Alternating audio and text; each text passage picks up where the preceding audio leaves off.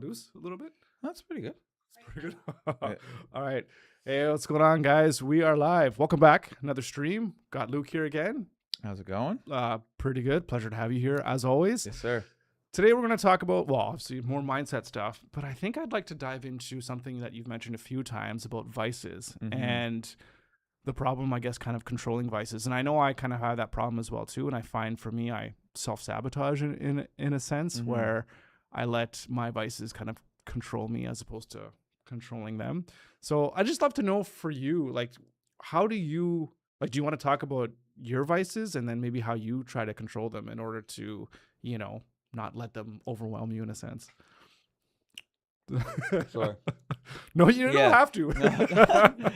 No, I mean, so it's like when it comes down to like vices, it's all about. I think it really comes down to a point when something becomes abused, and that could be anything, right? Like it doesn't matter what the case may be. It could be simple as water. Like you could abuse water. I know that sounds kind of crazy, but it's like, and like, Yeah, I mean, so let me, but like things become a problem when they become abused, and that could be just about anything. And it's hard to decide what is. I think we're living in this world where we all need a sense of release every now and then. You know what I mean? And I think everybody has an addiction to something.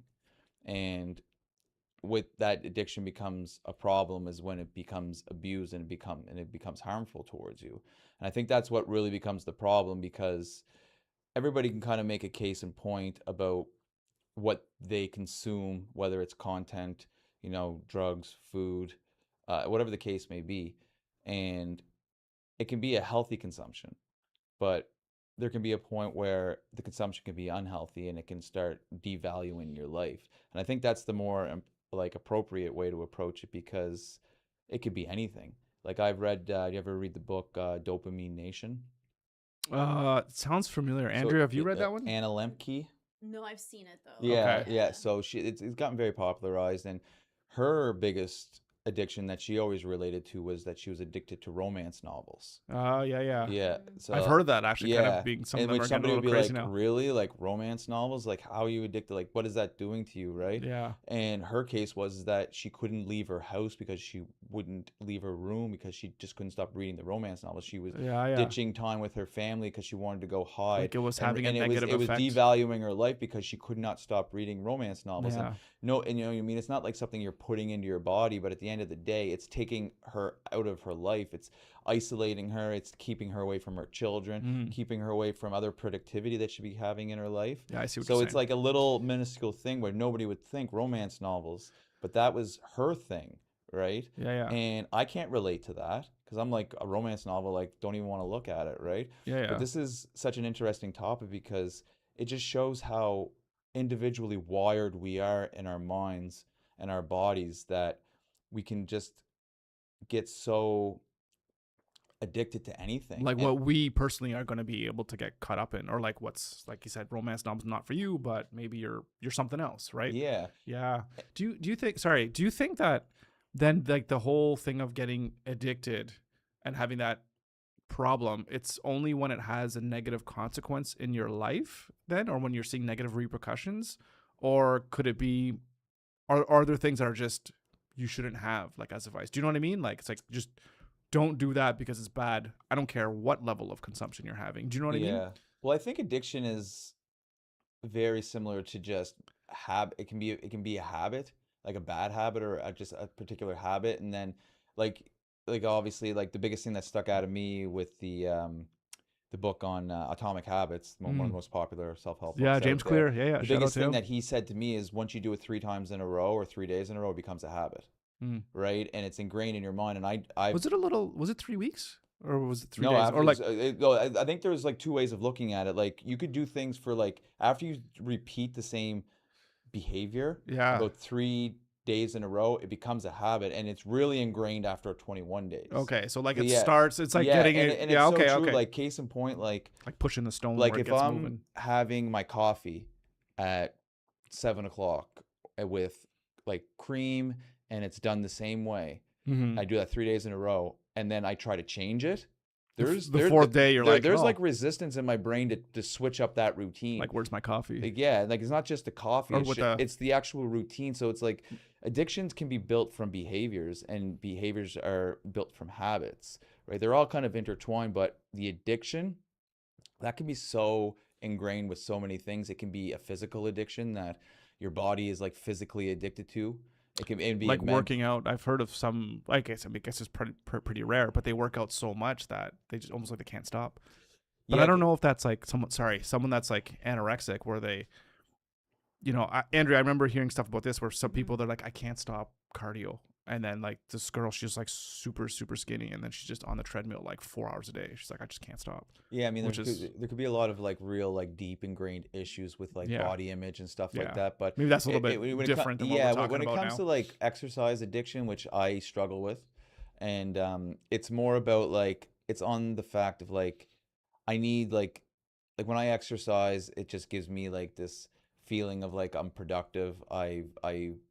It creates like this chemical reaction of endorphins and stuff, and it feels really good, and it's also this deep-seated um like feeling of like if I don't use it, I lose it, because you're almost obsessed with like losing your physicality, losing your everything that you built up, your conditioning, and it's really tough. That becomes an addiction, because you're building up this story in your mind that, you know what I mean, if I don't exercise, XYZ is going to happen, right? And so addictions are built from behaviors. They're built from thought patterns. They're built from feelings. You know what I mean? That addiction comes in all shape and size, right? Like, when people think of addiction, they think of like smoking and drinking and drugs. I think that's the first thing that really pops. 100%, yeah. Because those are the ones. Those types of things are. Especially like real like heavy narcotics. Well, they tend to have pretty high negative repercussions, both as an individual and socially as well too. Like, if you're always drunk all the time, I mean. And some people are like, and that's the thing when it comes to like vices and addictions. Some people can create a narrative in their mind where they're not a problem, right? Especially with drinking. I think most people don't think, which blows my mind, most people think drinking's not a problem because it's so socially accepted. I was gonna say, do you think it's because it's more of socially 1,000%, because it's literally like our way. It's like our culture. You know what I mean? It's there's stores dedicated to it. I mean, it's almost like if you don't drink, you're the weird one. Yeah, you know what I mean? It's going down a lot lately from some studies and reports I've said that the younger generation's kind of moving away from it. But I'm not a big drinker anymore. Like, I was an abusive drinker. Yeah, but you're in there. Do you want to elaborate on what that means? Just like, I was a binge drinker. Okay, so like the weekends would come. Yeah, like I mean, like I was addicted to the feeling. Like I was, the whole growing up and going to parties and concerts and just like fitting in with friends. What I mean, fitting in with friends, and that party culture was my identity. It was my life. I was, you know what I mean. And you said you were a DJ, and I was a DJ. I was a DJ in the city, and I mean, it all comes with that. But my problem with alcohol is that I had no turn-off switch. Like, there was no control. It was just complete annihilation, like straight binging with severe hangovers. And when you mean by that, is it like the point where you drink so much where like you black out, can't remember, like 5 times out of 10. Yeah. You know what I mean? And it's like, it was just, and then with that comes, like with that scene, obviously drugs get introduced, and it's just a slippery slope. That there was that world, but I didn't see it as a problem because I was part of a family. I was part of a we're all I was part of an association of like a group of like 150 people within a network I had that were all doing the same thing as me, and we all bonded around this debauchery. You know what I mean? And that's why I didn't feel so bad until I got to my mid 30s, and I'm a very health conscious guy, and those two worlds were not it's a lot easier. It's a lot easier to bounce back. Everybody knows this. It's way easier to bounce back in your 20s, but like trying to like navigate those two lifestyles, it was extremely hard for me. Like, you know what I mean? We play hockey and I weight train, and you have a couple good sessions and you're feeling really good, and you go out on the weekend and just tear yourself apart, and then you go back on Monday, try to get right back. And it was just like such a revolving door of depression and anxiety and but at the same time it was like, why is nobody else caring about this? And then I was like 1 foot in, 1 foot out for like 5 years trying to battle with That's a it. long time. So when did you realize, if you don't mind me digging No, in here a little bit, I'm super open about when did you realize that it was a problem? Because you said like everyone was doing it, so like it. there's nothing. Yeah, This is cool. well, But when I was it mean, like okay, you know what, Luke, I gotta so smarten up here. What am I so a doing? lot of people, like, and it's not once you're depleted from like heavy weekends of partying, I'll just call it partying, but like use that to whatever imagination you have, just drinking and doing drugs. You're so depleted, right? Yeah, Like the depression is, and like I would take it on the head a lot harder than others because I have such a health conscious part of me that can really feel the effects, and I'm very aware of what's going on in my body. Some people just roll with it, right? But like I can, I could really feel it tearing my body apart. So I would go through these really bad bouts of depression, right? well, it's because you're like trying to. I mean, this is going to sound a little bit weird, but it's like two different identities, kind of like at complete odds with each other, right? Yeah, Like I'm healthy, but it's like every weekend you're just binge drinking, which is like the opposite of healthy. yeah, and it was a vicious cycle, right? Because you come out of the fog around Wednesday, and then people start getting ready for everybody's the weekend. talking about the weekend on Thursday, and Yeah. you want to go out and have fun, and and by the time I was 35, it was like, I was like just 1 foot in. Then I started taking some time off and doing my own thing. Like I'm the only person out of all my things, I would take like months off and just do my own thing, and then get this like this cycle of like solid sleeps and continuously working out all the time without interruption. Probably and mental clarity too. and I would then imagine. feeling like feeling what that felt like. Yeah. And that's when and then okay, well, I'll go out this time, and then resetting that. And then after kind of like going through that, it's like that's what I always preach to my friends. It's like you need to take some time off to know what the other side feels like. Yeah. Because if you don't know what the other side feels like, then you don't have nothing to compare it to. Yeah. And I've helped a few friends out with this before who are trying to like stop the weekend drinking. Mm-hmm. Like, you know what I mean? And that's like, you need to know what the other side feels like first, so Right. you have something to compare it to. So when you start feeling really good and then you go onto that other side, you're like, I want that more. I want that good side over the other. And then you eventually start, tapering away from it to the point where I think I had my last hangover when I was 40, but almost 4 to 5 years ago. I said Yeah. that there was just eventually, it just, for me, it was like that's enough. Like I Yeah. can't control this. Because there was times where I would go and I say, I'm just gonna go out and have a few drinks. I'm gonna try to get to bed at a decent hour so I can have my next day. But it never Go happens. and then you go, and those attentions, because I was powerless, right? Yeah. Well, once you start, you can't stop. Yeah. So we were talking about addiction or just habits, right? Like, you said, Yeah. once you do 3 days, so like you go like a month or two, you do like a detox and just like, I feel so great, and you're like, oh well, I'll just go with friends or whatever and have a drink again. How quickly then do you get back into those habits? It's like, I had a drink on Friday, I had a drink on Saturday. It's like, now I'm almost back in the habit. And then do you find, was it a lot of start and stops for you because you almost felt like once I started again, Yeah. it's like, 5 years my life of feels it. good. Yeah. So it's just That's when I say 1 foot in, 1 foot out. You know what I mean? Like I contemplated, like, I mean, I remember like, so when I met my wife, we met when we were 28. And I remember even around 28, I was like, I need to settle down. Like settling down with a woman was my way of getting out of it. Right. And then we met my wife, and then, she was still young. We were still very young. And she, we met at a music festival, and then I enjoyed the next 5 years of, great, amazing times with her partying. Yeah. Me and her would go like it was, my wife. Yeah. She was having fun with me. Like it was a nice way to end it off. Like, because we really enjoyed that part of our life. We're not there anymore. Obviously, we've both grown out of it. Yeah. But that those next few years, there was a lot of value created, a lot of memories. Sure. We got it was great. But then once I kind of said okay, and then the destruction was too much, and I started realizing it because my depression, it would last like 3 to 4 days sometimes.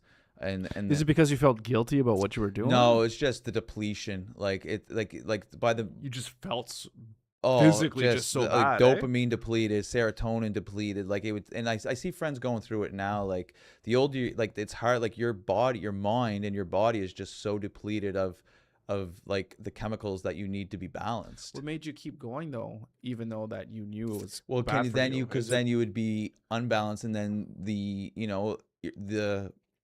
the triggers would come back like, oh, there's going to be this big event, you know, there's this big party, there's this big DJ, this big concert, this big moment where it's like everybody's going to be there. And it's like, and then I kept thinking that I could try to like keep it going, try to like be able to structure it in a way that it wouldn't be so destructive. And I kept trying to work into this balance. Or like you said, try to, I'm only going to have 2 drinks tonight. Yeah, and I tried that out for a while, and it was like 5 years of battling with that. Yeah. And that was almost worse because you would get, and I have a good close friend right now that's going through this, and I'm helping him through it. It's like when you're drinking and when you're a conditioned person, when you are consistently on your drug of choice, you're conditioned, you're like a fighter that is training all the time. But when you go off that particular drug or whatever it is, the alcohol, drugs, whatever it was you were doing, and then you're like going into a fight with no conditioning. So if I took 3 months off of doing it and I just jump right back in the ring without any training, then you were getting So then you're saying like you get knocked down, which just means you're going to continue. Your hangovers are so bad, you are not equipped to handle them at all. Like, I mean, I could, you know, I have friends, and it kind of, I mean, it really bugs me because I still have close friends that, man, I watch what they do on the weekends, and then they're up at Monday, like back at work, and I'm like, how the hell are you doing this? And I have to tell myself because they're conditioned. Yeah, and even compound that or combine that with having a job that you don't even like. Yeah, for a lot of, I remember being in certain office positions, and Mondays, I mean, everyone hated their jobs. That was a big problem because I'm like, another reason why people drink too is to get away from that too. Yeah, and I'm like, man, these guys are drinking and they're up on Monday and they're talking to me and they don't sound like they're too like depressed. And I'm like, and first of all, I tell myself, I don't know if they're not depressed or not. Yeah, I don't know how they feel, but at the same time, I have to remind myself like, yeah, they're probably not feeling good, but they're also conditioned. And like when you take a lot of time off and then you try to go swim in the deep end of the pool again. So that's what kind of happened with me, is that I would take these big breaks and then I try to go back into it softly. But then, like I said, like I am like, my biggest problem is once like you got too much of like anything into, you're kind of like you're kind of gone, right? Like you're like, I was like a binge kind of guy. So it's kind of like when you get too much India, my mind wasn't built to be able to handle the balance of it. So I would just really just fly off the deep end and drink to like, I probably had more blackouts in the later stage of getting off of that train. Oh, really? Like, because I just gotta flush this out of my system. Yeah, because like there was no conditioning, right? What do you describe? What's a blackout? Like, how to describe that for me? I don't. Blackout is basically, well, I mean, it is what it is. It's basically not waking up the next day and not recalling half of your night. You know what I mean? Like what? Like I don't remember what happened between the hours of blah blah blah blah blah blah blah. Pretty much towards the end of the night or whatever. It's like you remember getting to the concert. And I mean, I still hear people talk. And that's what kind of like, and that's what it does to you. And it's like, and it was cool back then in high school. Hey, I got so black. I was like, how's that cool? I don't. That's the destruction. Like, man, like alcohol is such a, it's a poison. Yeah. Like it's like literally it poisons your cells. And it makes you feel a type of way because your cells are poisoned. And I think Huberman was the one that kind of referenced it. He put out a podcast recently describing what alcohol does to your cells. Ever since that is ingrained into my psyche. Like I'm very like self-aware of like when I'm putting something into my body, like because I'm feeling it, like what is actually going on right now? Yeah. Right. And then thinking about all the destruction I did with like alcohol and drugs, there's nothing I can do about it because it's in the past. And there was a lot of great memories, but towards the back half of that, some memories though. Yeah. Well, like, there was a lot of value created, but you know what, man? Like it's really nice though, because I get a lot of, at first I didn't, but now even from my friends that still drink, I get a lot of like, man, I really admire like what you've, because like I was in the deep end with them, like, you know what I mean? And what really was the toughest part is the relationships I've had. Don't have 90% of them anymore. I was going to ask, because that's probably the next thing, is that when you start to move on to a new phase of your life, good or bad or whatever, that you're doing something that's different from your friend group, how much pressure were they putting on you to like come back in? And did they cut you off because they're like, I don't want to be this guy, you know, he's making me feel bad? Or is it you cutting them off because you're like, I just don't want to be associated with that anymore because it's too much of a like pull to get me back into that world? There's no, like with my situation, there was no direct context of like, oh, come on, man, you're being lame. You know, nobody was like that. It's just more like, I kind of put more pressure on myself because like I have a couple really close friends that still like to drink on the weekends. It's kind of like, you know, how they get through. It's kind of like they have demanding lives where they kind of use it to get them Escape, even. get them through what they're trying to get through. Like case in point, like I have a really good friend who's just a huge entertainer. He's like a huge figure in his business. Okay. And you know what I mean? His like he would never be able to do what he does. He's just on the go, always like chipper, always, and he's a beautiful person. One of the most Yeah. my best friend. He's the most beautiful person you could ever meet. It's just he could never do the things that he does without the help of alcohol, and it kind of like enhances his life a little bit, which kind of sucks. But I've also see in him sometimes. That like he even admits sometimes like, man, I just need a weekend to myself. But he has such a demanding, like they're the type of people that have the big house on the lake that has everybody over at it all the time, always entertaining, Yeah. always the person that somebody when somebody wants to have a good time wants them there with them because Yeah. he's the good time guy, and their identities have kind of been built to be the good time guy, Yeah. right? And also the guy that maybe everyone thinks that they don't have any problems because they have the big house on the lake and all that kind of stuff. Because people want to. But back to your associate with point, them. like nobody's really made me feel like has made me feel like it just when you're not like doing that stuff, you lose your contacts because if I'm not gonna go out and stay out drinking, then you know that was what our friendships were kind of Yeah. based on, right? You had drinking buddies. A Yeah. lot of my friendships were fun, but I still have two of my closest brothers, we'll call them, Yeah. that are still living that life. And it's, you know, I still want I lost a lot of time that I spend with them Because because they're spending but time I still drinking. Yeah. yeah, but I still spend time with them. Yeah. Oh, yeah. But For they're sure. very they're super supportive, and they're like it's to the point right now where it's just like it's my identity now. Yeah. And it's like, you know, like Luke's the guy that leaves I do the Irish goodbyes whenever I go out. Like I don't even say goodbye to anybody because I just everybody's kind of drinking, nobody even notices, and I don't need to Yeah. hear them, oh, what are you leaving Yeah. for? They know that oh, 8 o'clock he's probably gone, like, you know what I mean? Yeah. They just know it and they respect it, and honestly deep down I think they're a little envious Mm. because I am in control of my life, and I don't feel like I don't like You I'm don't. you know I value sleep, I value Yeah. good mornings, I value like You just do what you want to do, and you don't care what in the anybody's last gonna 5 think about years it. I've owned every day of my life. And when I was partying, I've lost like days, multiple days a week, like just Yeah. lost, like completely gone. Yeah. You know what I mean? I've owned ever since I stopped. I've owned every day. Yeah. You know, other outside of like, Well, you it's know, like losing years. Like I would argue, oh, if you're drinking all the weekends for 5 years, like 2.5 years is gone right there. Sleep and then the hangovers and all that oh, I stuff. mean, like Yeah. the deep depressive states that I would be in, Depression like too. That's and you know, time gone. and then Yeah. like, you know what I mean? Like, there's also times when like we'd be going out drinking and it was literally just not a good time because you just be just too gassed up that you don't even Yeah. remember it. You know what I mean? Like you kind of ruined the good time because the alcohol kind of took control, right? Yeah, there's like that sweet spot, I guess, with alcohol where it's like you're feeling really good, but then if you have too much, then it's like, okay, now I'm just like, Yeah. I can't speak anymore. I can't walk. And Yeah. just, yeah. Well, But I feel like, you know, outside of my situation, you know, when it comes to like this topic of like vices, addiction, and everything, you know, it's not so cut and dry. It's so individualized, Yeah. and there's so many different compounds to it, so many different like types of consumption. It's all consumption, right? Can we agree on that? Like whether it's like romance makes novels sense. to alcohol to drugs to phones to food. Like I know maybe you can relate a little bit with food. You're telling your whole story here about drinking, and I'm just like, it's like just switch over like food. And that's me too, where it gets going where I'm eating something that's unhealthy and then I just eat way too much. And then it's like, okay, well, the next day I feel bad about doing that. And it's like not hangover, but like, oh, I just, Oh, you buddy, feel there's a it's a food.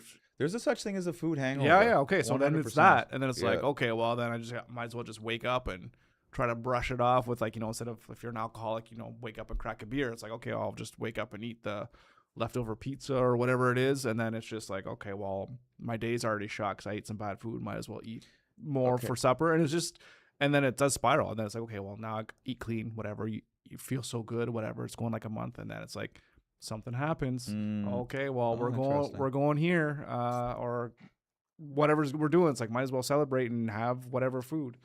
And I was like, then the weekend's gone. Okay, so let me unpack that for you. Does you. that sound about right there, Andrea? Absolutely. So let me unpack that for you. So when you decide like you're going to eat like outside, we'll call it like outside the lines, right? Or maybe something that you know that you're doing it for pleasure and not for like Just to eat for you know, sustenance, right? Like, you know what I mean? Like, so what are the triggers? Is it because like do you think that it's because you have probably because you know the feeling that the food gives you in the moment, and maybe it's like, is it a sense of comfort? Is it a sense of like is it a sense of like you know, is it like probably something that you've built into your mind that when I eat this I automatically have these types of sensations? Yeah, it's comfort for sure. Obviously, it tastes good and it feels good, but it also, I think I'll say this is one of my memories that I have growing up in a kid. Didn't have the greatest upbringing, we'll just say that. And one of the things I remember is Friday nights would be pizza night, and that would be pizza, and we'd watch movies, and that was enjoyable. And for me, having that was always a sense of comfort, I guess, in a sense, from shielding me from everything else that was negative that was happening. And I think from that always stemmed my using food as something, as a comfort. You know, it's like, oh, so if I'm having a really bad day or whatever it is, then I know that I can, if I have this food, it's going to make me feel better, you know, and it's not because I'm hungry, you know, it's because, or I'll eat it and then I can't eat just a little bit, right? Like I got to eat like a lot of it. So, because it's comforting in a sense. So I think, I don't know if it stems from that, but I think for me, it's always been a sense of comfort. And it's like, if I'm going to go have like an ice cream at the end of the day or whatever, it's like, well, what am I doing? I'm not hungry. And then I'm like, well, I just want to eat it anyways because I want to maybe feel a little bit better. Yeah. So it's that's the kind of like, so it's interesting because I can relate to this, because now that I've taken out the alcohol, food has become I love eating. Yeah. Right. Well, like, it's also you know fun what I and mean? enjoyable Like, too. Yeah. eating is very enjoyable, but I realize like I'm very disciplined with my eating, because I just know that I find food to be probably the most abused consumption on earth, because it's essential for life. Yeah, I feel like right? I don't think I could argue with that. Would you argue with that, Andrea? Do you think? No, I think it's 100% true. Maybe you could say technology now with phones, but I hear what you're saying. Yeah, people. But everybody has to eat. Yeah. Yeah. So that's my only point is I'm not arguing with you. I think I agree with you. I'm just trying to see like is there anything else? And from what I can relate to, I know what it's like. I know what it's like to like not even be hungry, but just want to eat food. Like you just like, it's like you don't even know. Like I mean, like I was kind of like, today's a little bit of like a rainy day. I'm inside the house. I never think about eating between. I have my breakfast and then I don't think about eating because I'm usually on the go. But I was things are a little bit more subtle. I'm hanging around and I'm just thinking like, man, I'd love to go just throw something in my mouth. Yep. You know what I mean? Not even hungry, but I just something salty. You know what I mean? It's 100%. like, because there's the mind, like, because it's food and it's something that we're feeding ourselves all the time. So it's really hard to fight the urge to eat, because food is so easily accessible. Yeah, we know where it's at, especially the unhealthy food. Yeah, exactly. I mean, at the end of the day, it's like, and it's really hard to get the mindset on how to be balanced with food, right? Like I'm very built my mindset to be able to be disciplined around food. I have no problem with food, but there was times when I was going through these phases of dieting, when I was getting extreme with food. That's too much going the other. I was being very very restrictive, and then all of a sudden, you know what I mean, the restrictiveness was creating like not enjoying food at all, and then all of a sudden go like eat like 3,000 calories in one sitting and be like, what the hell did I just do? You know what I mean? And then like I said, like there's a hangover for everything. A hangover is just when you overdid something and you feel a type of way. You feel like the negative effects of it. Negative effects off of it, right? And and I was just like, and like the biggest thing with food is that you can eat a lot of food and not notice the effects till like a half an hour to an hour afterwards, or and then into the next day, right? Like, because we don't really, like we could put down a lot of food and not really notice that. Well, it takes a while for that switch even to get you to the point of being full. Have you seen that movie, The Whale, with hey Mikey, how you doing? I really feel this conversation. Food has been a big stumbling block for me my whole life. It's always been a comfort thing when bored. Yeah, having a bad day, etc. It's a hard one to moderate. Yeah, absolutely. I was just gonna say too, with me and like business. Thanks for sharing and everything. Yeah, no, appreciate that. With business, when I have a busy day, which I guess is good because most of my days are busy, but I can go the whole day without eating and not think about it because I'm so busy. But then the end of the day, it could be like, number one, it's like a two-pronged thing. It's like, number one, I didn't eat anything all day, so I have a big, huge calorie surplus or whatever I can binge. But then I'll binge too much. Like you said, 3,000 calories, whatever, you just eat in one sitting. And then you just, like that, like I'm, what's the word? Like I'm always susceptible to that. That always happens. I think it's crazy. I think everybody struggles with food one way or another, whether they don't eat enough or they eat too much, or they're just not eating the right foods, right? Yeah. I think one of the problems that I had with food that I just had to get over or work through was I was eating too much food in one sitting.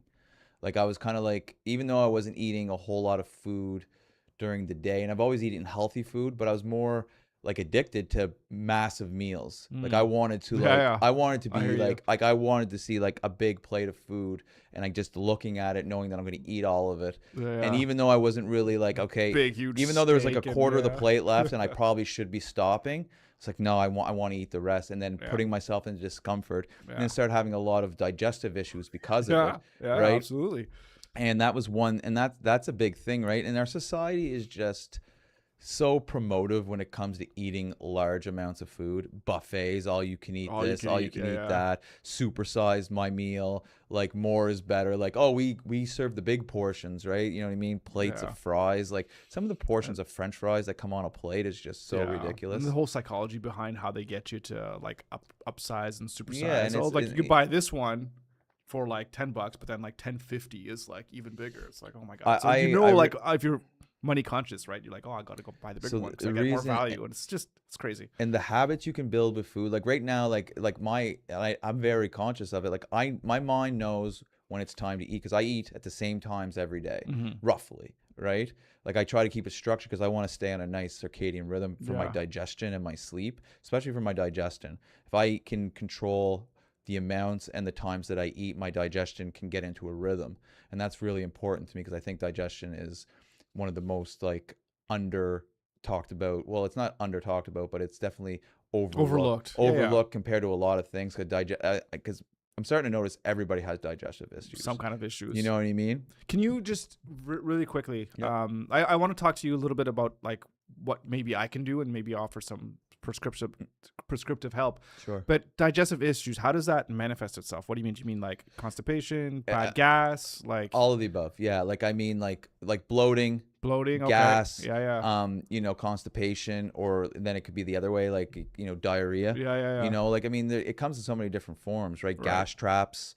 You know what I mean? Like you just go down the line. I'm sure everybody knows what like internal discomfort in your interior plumbing feels like. You know what I mean? Like, what the hell's going on? What I would, if to describe kind of what I was going through, I would kind of acid reflux too. Acid reflux, GERD. You know what I mean? All these ones. Like mine was more like I would get like constipation, and I would get bloating, where I would start like kind of like holding a lot of water, and I would start to get like these like kind of like sharp like pains in my stomach, where they were kind of like stuff was like there was traps. Okay. And then we'd have to kind of like wait for it to kind of pass itself. Right. Yeah. And then those were kind of the things. And the only thing that I could really attribute it to was my meals were too big. When I would be able to space out my meals and eat less food, then they would it didn't eliminate them, because I think you have to kind of realize that you're always going to have some sort of like physical discomfort every now and then.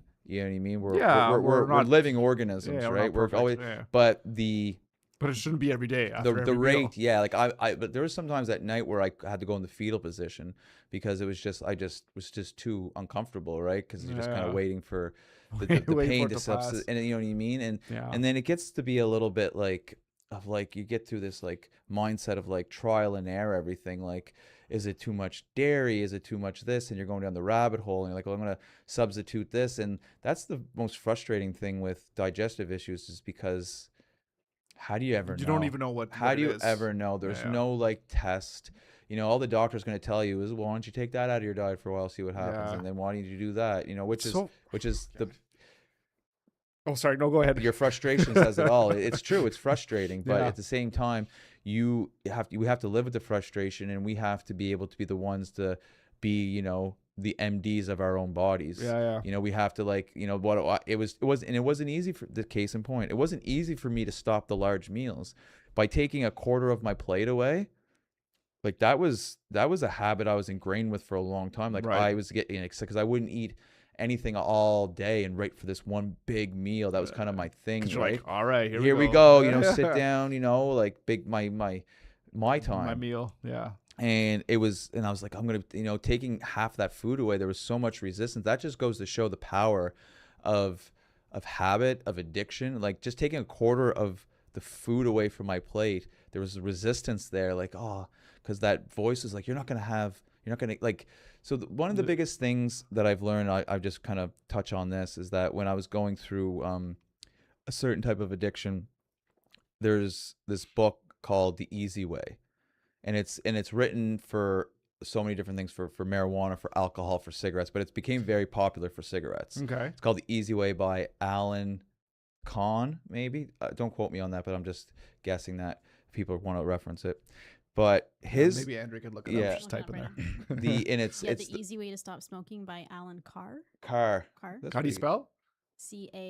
Carr. Carr. Double R. And this is like the most famous method. His method is that you have two monsters that you're trying to fight off. You have the little monster that is your everyday, I want this, I want this, I want this. Like, it's like, I want this food. Like, it's in the moment. That's what triggers the behavior. And then you have the big monster, which creates the identity around it. Okay. Which is the hardest one. I am a smoker. I'm a smoker. Like, I smoke when I go out here. That's who I am. That's what I do. I'm a smoker. I eat big meals because it helps me. Yeah. It's that big monster that you create this narrative of how it values your life. Yeah. The little monster is kind of like that little dopamine yelling at you all the time. Like, I find that stimulation. I want that stimulation. Okay. And you really have to tackle that big monster before you can even kill the little monster. Oh, really? You have to go after that narrative that, hey, this is not helping me anymore. This is actually hurting me. Right. And once you go after that, then the little monster kind of just starts, you know, depreciating. It starts evaporating into nothing. Right. And it really does work. If you say, hey,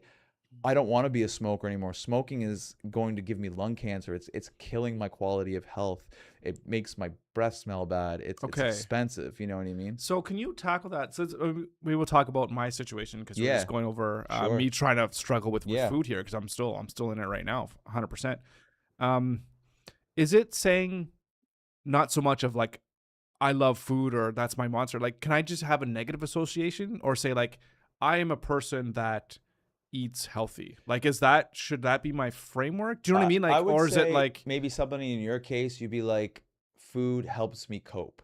Okay, so like acknowledge what it is. Yeah, like I like food. Food is my release. Right. When I'm having a bad day, food helps me get through it. Okay. Like when I need to treat myself, I like to go and indulge in a nice tasty treat. Okay. Because this helps me. Right. But deep down, if you're feeling negative effects to it, that big monster is not actually that's the one you need to fight. It's not okay, because that's what keeps you coming back, right?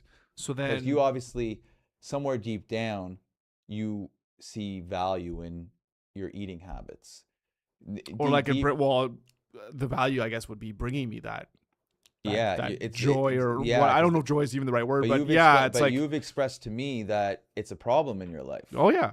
So it is. That's the thing, right? Some people. But you have a level inside of you that is telling you that it is okay to do it, because you're figuring out a way. Because you're probably, when it comes to the point of, like, say you go get a Blizzard after you had a big meal when you probably don't need it. There's something in your mind that's telling you that this is, this is a way for you to, maybe you could be saying, well, I don't drink alcohol, I don't smoke cigarettes, I don't do any of these bad things, so I'm going to go have a Blizzard, you know what I mean? Or I'm going to go have this. Maybe that's not the case in point, but those are the but types some people, they'll justify. That's the type of narrative that can be created by this big monster that I'm talking about. Right, yeah. They find a way to justify their actions, right? When deep down, it leaves you at the end of the action feeling a type of hangover. Right? What do you do when you know that it's bad, but you do it anyways? Do you know what I mean? Like I think everybody lives in that world, right? Yeah, because I know, like, having this Blizzard after my meal, it's like, this is not good for me. What am I doing? See, that's a vicious cycle. But you're like, I'm making a bad choice, and you know you're making a bad choice, but you do it anyways. You know what I mean? Well, I think is that the addiction part? Well, so this is the thing, because we can get into this. So I have vices that would be maybe like known to be abusive vices in other people's lives, but I'm in a mindset right now where I look at them as tools that help me, and I look at them as valuable assets in my life, which could be contradictory to what somebody else could think. But I don't have any negative effects to them that outweigh the value I feel like I get for them. So case in point, I'm a cannabis user, a daily cannabis user, and I use it as a tool for me to right size my mind at the end of the day. To get this point, I know where the value is with the amount that I consume. I'm like 2 little puffs off a vape pen at the end of the night, I get very slightly high. Just helps, it helps me. It just helps me put my mind in a really nice, peaceful place. I'm really relaxed and present with my wife at the end of the night. I'm usually able to take a lot of negative thoughts and put them into positive mindset. Okay. But I know that if I was to indulge into any more than that level of consumption, right, that would make me feel like very groggy. It would probably give me anxiety. Yeah. I know the part of it that is a tool. Yeah. And I've learned to keep the balance. Now, if it was coming to a point where I kept hitting that thing all throughout the day, and it was downgrading the quality of my life, but I kept doing it, that's a problem that I really need to assess. Because it would be, you know what I mean? Because most people live in this like, I just did this again, and you're kind of going back and forth. I presently just had it with those nicotine vapes. Those things are dangerous. Those things might be one of the most dangerous things. Was it just like what people like are those doing now flavorful instead of smoking? Those flavorful nicotine vapes that come in all different shapes and sizes. People blowing the big clouds. I kind of just got into them. I'm not even a smoker. But something about those things that I kind of like. A couple of my friends are heavily addicted to them, and I started like getting involved with it a little bit. I actually bought one, so I'll just have it around the house every now and then next thing you know, I'm like thinking about it all the time. I go have a puff of it, and like instant guilt. What does it do? Well, it's nicotine. I've never. So it's just like smoking a cigarette. It shoots you with nicotine. Okay. What does that make you feel? Nicotine. Sorry, I had such a bad reaction to cigarettes. It's just like, oh man. Nicotine is, it's like it's a stimulant. I find that it's more like when you're kind of like in like, so it's a funny thing. I like it for when I'm a little bit like a little wired, a little anxious, like when you have like healthy anxiety, like things are like things are going like really fast, and things are going really fast. Like nicotine kind of like subsudes it. Does it? Yeah. I find like that's what I liked it for. Like things are like when I get off an airplane, I'm like, you're kind of like a little bit like wired up a little bit. Wired up, you're a little anxious. Nicotine's kind of like I kind of crave it during those moments. Okay. People like it when they're drinking because they get like that feeling of like a little bit of euphoria. You know what I mean? It goes that was it for me. Okay. But I used to smoke a little cigarettes when I was drunk and stuff like that, and for nicotine. But those particular things, because of the flavor and the vape, it's not as harsh as cigarettes. It doesn't have that disgusting. It doesn't have the disgusting. It actually it's kind of like fun. It gives you oral fixation, and like, but that was one thing where I was like, this thing's a problem. Like I go and I take it and I'm like, this is like, I felt gross every time I did it, like instant. But then I like stop it and then I'm like, maybe I'm going to go do it again. And then I do it. and then instant guilt. That's why I fired 3 of them in the woods. Like, yeah, I was gonna say. So did you got rid of it? Because it's out of sight, out of mind. So Yeah. So I like what you're saying. Back to the big monster and like changing your identity. And Andrew, you were talking about this, and we talk about this as well too, where you say like if you're trying to get into fitness or something, you say like I'm not a smoker, or I'm a runner now. Well, and like try to change that mindset into who you want to be in. It's not fake it till you make it, but it's I think the story you tell yourself. I don't know if it was in Atomic Habits or what book it was, but it was a book similar to Atomic Habits if it wasn't that book. But it was like, if you identify as someone who works out and like a healthy person, then what does a healthy person do? Well, they eat well, they move their body. And so it's like changing your identity. So it's really similar, but it's just kind of in the opposite way, I guess. And then does that help lower your, like, you were saying something about your barrier or your resistance to something. So, and then it just helps you. It's like, okay, well, what's a better choice I can make if that's the identity, that end goal that I'm kind of going towards? What's a better choice I can make, I guess, to work towards that? Yeah. So I believe it was that was a big section in Atomic Habits, is what you're referring to. Definitely in that book. Okay. And it's so another way of reframing it is that you create a habit. So like, if say you're a smoker, and all of a sudden you stop smoking for 3 days, and that you're starting to build the habit of not smoking. So you know what I mean? Like, it's crazy because, like, the first day you have a cigarette with your coffee, and if you're about to not to have that cigarette with the coffee, my God, that's going to be the hardest time. But then you do it again, and then you do it again, and then again, and then eventually your mind starts to recognize, hey, this is a new habit. You know what I mean? You start creating that mental, like, you know what I mean? Like, it's the same thing. Like you like creating a good habit and then killing a bad habit are the same process. You know what I mean? It's like when you're starting to take away a habit, you're actually creating a habit of not having a cigarette. Yeah. It's just you know what I mean? Is there a difference though? Sorry, I know it's 2:00 here, so I know you got you got to go bounce. ahead. Okay. Yeah. What was I saying?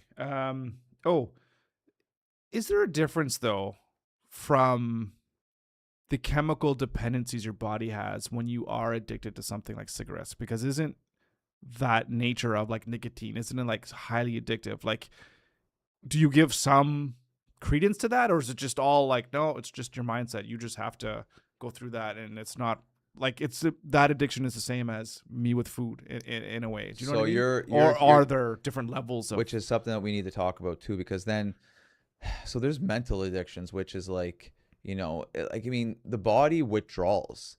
So like there's levels to this, right? Yeah. Like so like I said, I've always been a cannabis user. If I was to quit cannabis, I wouldn't sleep probably for 3 days. Like I wouldn't sleep well. It would be because like there's, you know what I mean? It's in my system. Yeah. But that's fine. But I know how to deal with it. It's not a very physiologically hooked on me as it is mental.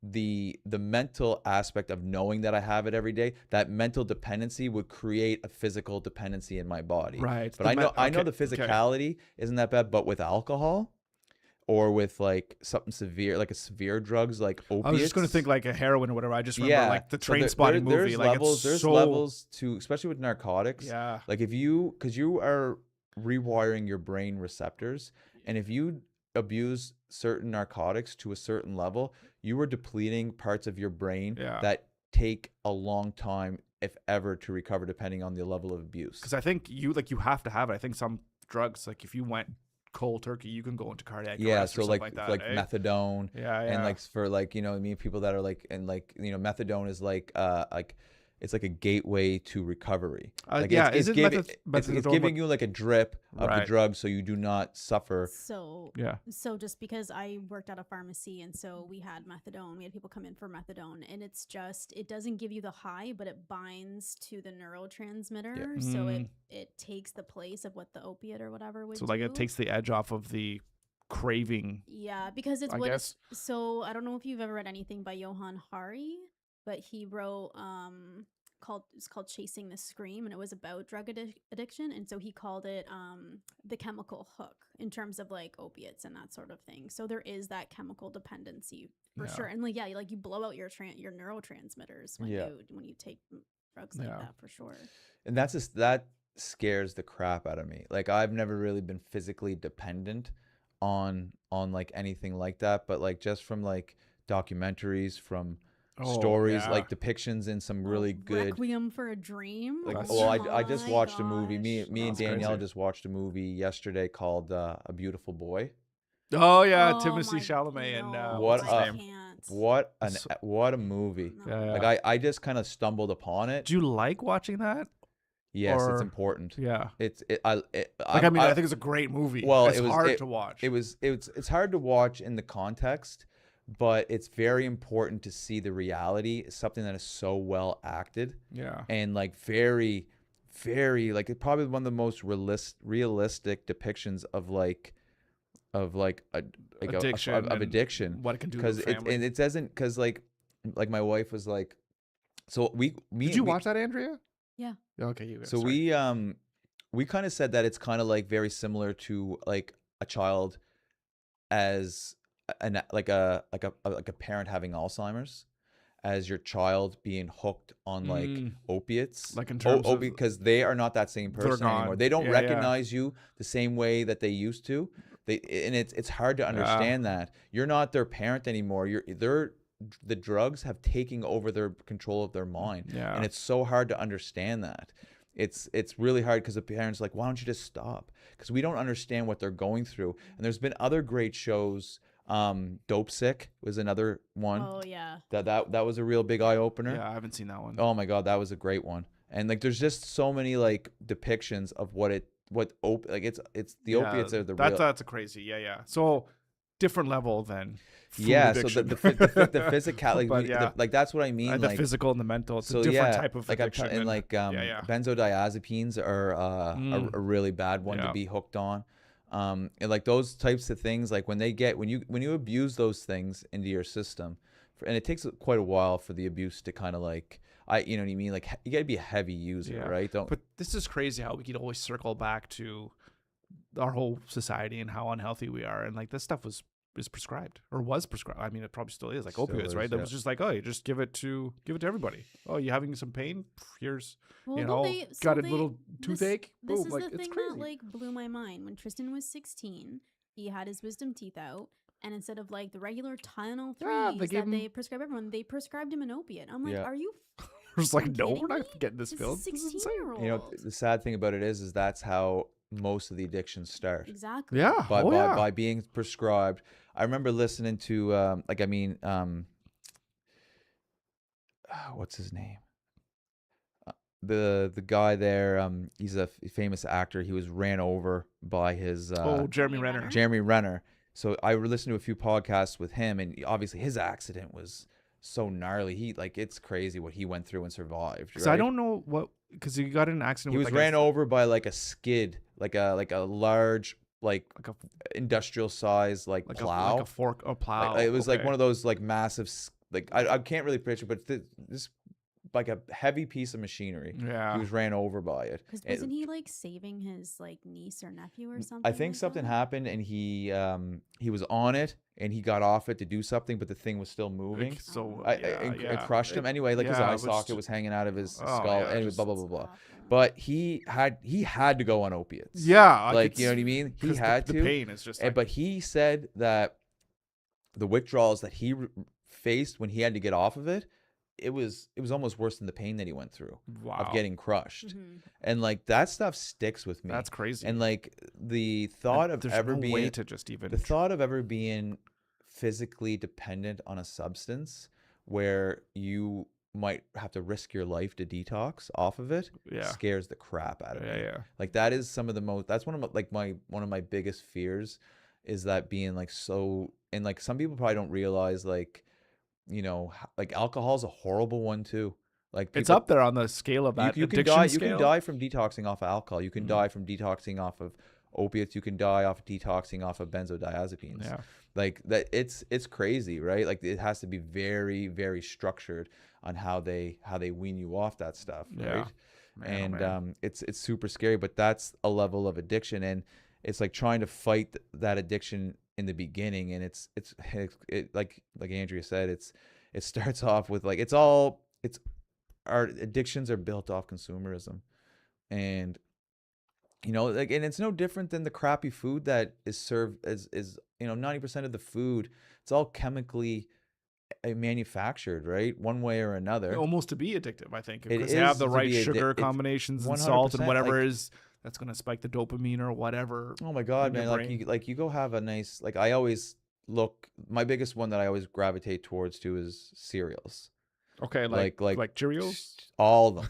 You know what I mean? Yes. All of them. Cereals are probably the most. Some of, like if you have like a mouthful of it, it's like, man, I need to have another one. Well, they're like just pure chips, sugar, sugary chips, things like chips Yeah. and stuff like that. It's like, man, like, it's so hard, like, to just not want to eat so Like much of the it. whole Like, box of corn pops or and whatever. they know that, right? And they're just Yeah. feeding to us, and they know that it's killing us because it's all just a big loop, right? Yeah. Addiction.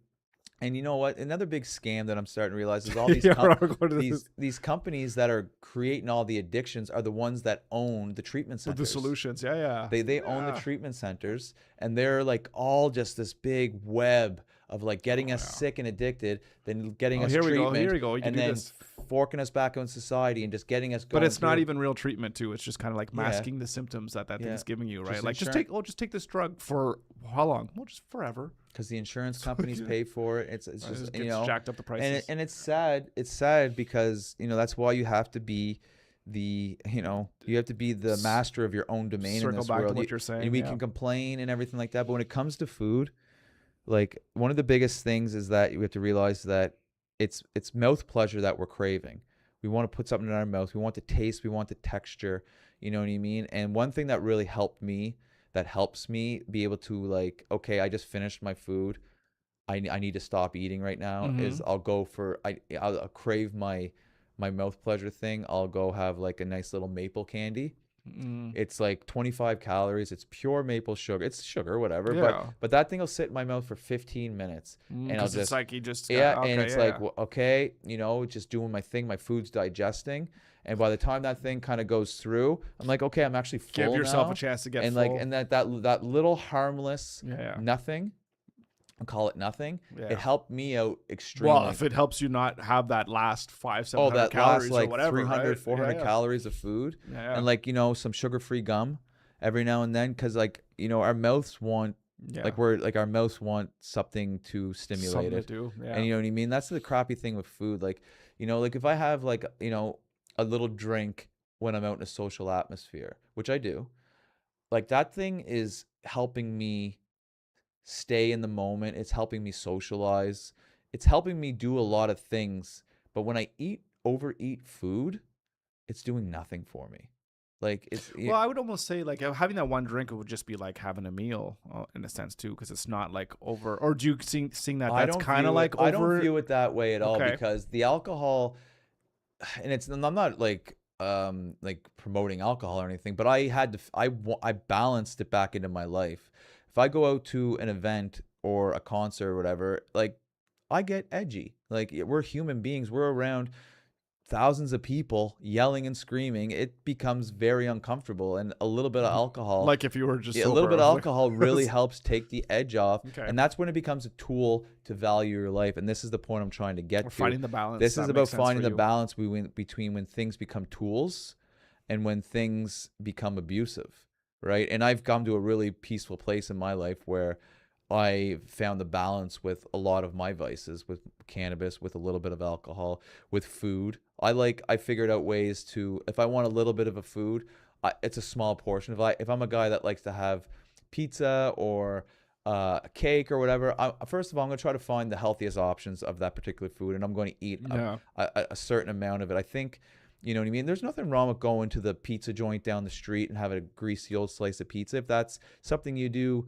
once a week or something like that, and it's in the middle of like your daily intake, not gonna need something. You'd eat something, and that creates value in your life because you love a greasy slice of pizza. It's when, oh my God, I just ate a whole meal, plus I'm gonna go. That you have to find out the lines of when something is an addictive, abusive behavior, right? Or when something is just, hey, this is a little bit of value. Like, hey, tonight I'm gonna have a piece of cake at the end of dinner. I haven't had a piece of cake in a while. I love cake. Tonight I'm gonna balance it into my lifestyle, and that, I think, is healthier than abstaining from things altogether. Right. I could live this rigid life where I just eat all vegetables and fruit and lean protein, and that's it. Just some kind of you know what I mean? nutrient supplement, and I don't mush or whatever. like food is enjoyable, right?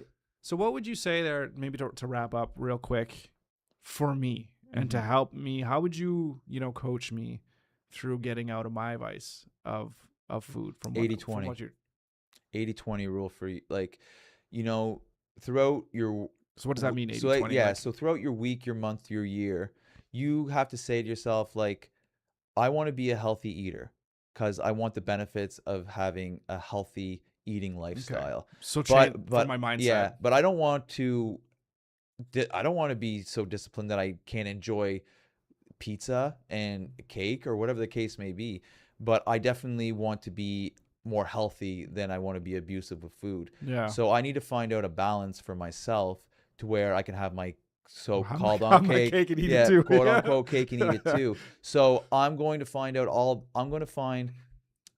the healthy foods. I'm going to find out what all the superfoods are. I'm going to say, for 80% of my life, I'm going to eat this quality of food. And then once a week, I'm going to go down and have a pizza. Or once every 3 days, I'm going to say, tonight I'm going to have pizza. Or it's Saturday. Let's enjoy some dessert today. I'm gonna build the balance into my life where it's not abusive. And if you're able to keep that balance, then you won't have any guilty pleasure. You won't have any guilty feelings of it, because in your mind that is the right thing to do. You've built that into your mind, and I think that building an 80-20 like food portfolio is a very healthy way, because I think that we all need to enjoy things outside the perfection of like consumption, or enjoy things that we can enjoy. Like, do you think that? Yeah.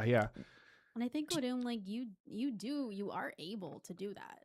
It's just consistent. Well, this is the thing. So I was gonna say, like, the times for me is when I fall off the bandwagon, or the band, is that the right way, or just fall off the wagon? Fall off the wagon. Yeah, not the bandwagon. Yeah, I just fall off the wagon, where it's like I'll be doing well, but then for whatever reason, I just binged, 10,000 calories over the weekend. Yeah. What do I do about that? Obviously you have to first acknowledge that doing that is super destructive. So that's the big monster you're saying, right? You have to, that is not good for Odom. That is not good for you. Yeah. Right? That is not something that you accept in your life anymore. The binging masassive amounts of food. Yeah. And especially probably not that much, but it's enough. Whatever the case may be. Like for me, like I said, binging alcohol was that there's no value at all in my life. But I knew that, so you have to figure out, okay, so I need to work on building a disciplined lifestyle that I can live with, but also allows me to have some flexibility, so that I'm not giving up the things that I love. You love to eat certain types of food, but if the love for certain things, like for example, the person, like, and this could be the case for anything.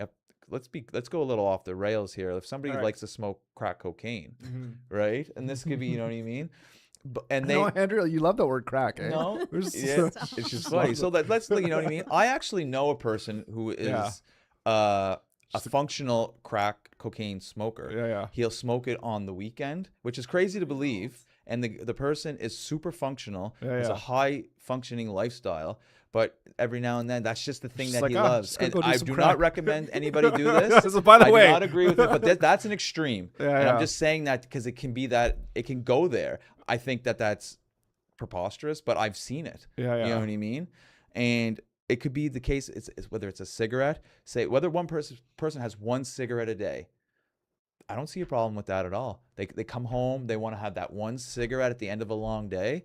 They're not smoking a pack of cigarettes. But the problem is most people, I would say, can't limit themselves to something that is that because they're addiction. Not disciplined enough. But you know what? Yeah. That's the difference between the people that have more that's have a higher quality of life than don't. And that's the case. Do you want to be a person that has a good quality of life? Then you need to balance your vices. Yeah. Like, or you don't. And it's like, well, I can't do that. Okay, well, you're not going to have a good quality of life Case in point, you know what I mean? You have to acknowledge that you have a problem with a certain vice that is not giving you value in life. Yeah. And if it's a problem, then you have to, like, there's people that can't drink at all, not one sip. Because they know that if they go... They are powerless against alcohol. Thank God I'm not one of these people. Yeah. That I'm not. But there's people that are zero tolerance, where it's life and death. You know what I mean? Like they went to the rehabs over and over. They're a special case. But for the majority of people that just feel like they're abusing a certain thing and they feel guilty and they know that it's degrading their quality of life, then they have to figure out how to balance that into their life, or they stop it altogether. Like either because eventually if you keep going down this realm, you're eventually going to keep putting on more weight. Yeah. You're eventually, which is going to lead to heart disease, which is going to lead to immobility, and it's just going to keep compounding and compounding and compounding. And then the reverse becomes harder and harder and harder.